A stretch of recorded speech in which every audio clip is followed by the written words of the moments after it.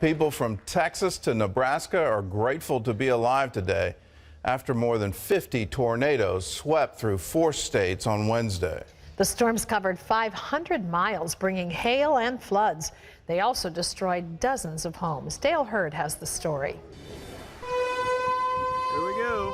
Sirens sounded as a powerful storm system spawned dozens of tornadoes across 4 states. We have a roof that just flew through the air here. This is a serious situation. It's like what you see on TV. Never thought I would see it in real life. The twisters struck Oklahoma, Kansas, Texas, and Nebraska, destroying dozens of homes and farms, anything in their paths. We have a large multiple vortex tornado on the ground here south of Lincoln. For the kids, they were scared. I can totally understand why they were scared. You're hearing sirens and hearing the wind. I mean, they don't know what's going on.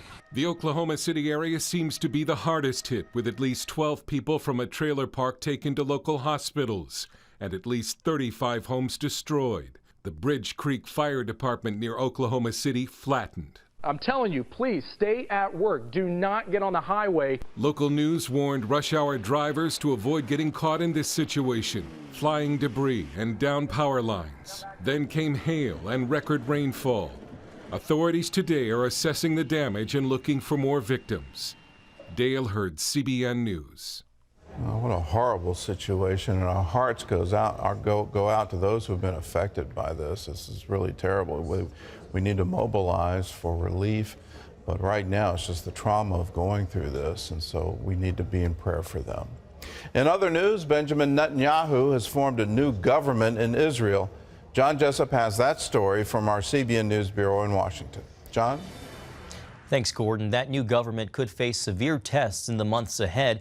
Prime Minister Netanyahu finished negotiations to form his new coalition not long before the midnight deadline, but it is a razor-thin majority, with the new government controlling 61 of the 120 seats in parliament. That slim lead makes it extremely vulnerable, and 1 or 2 defections could bring it down. The new government will be sworn in next week on Wednesday. Well, with today's vote in Britain, projected to be the closest in decades, candidates have been doing everything they can to sway voters in their favor, including reaching out to the Christian community. Prime Minister David Cameron recently spoke to 45,000 believers at the Festival of Life all-night prayer gathering in London. Let us be proud that this is a Christian country where we stand. And Labor leader Ed Miliband promised to protect Christian freedoms internationally if he's elected as the new prime minister. Millions of Americans are gathering to pray for our nation on the annual National Day of Prayer.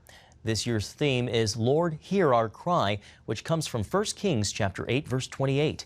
It says, "Hear the cry and the prayer that your servant is praying in your presence this day." More than 43,000 gatherings are planned across the country. I think when you come out together, it makes a statement in your community that we're not depending on the government to solve our problems. We're not depending on business. We're depending upon God. And there's always hope as long as God is on his throne.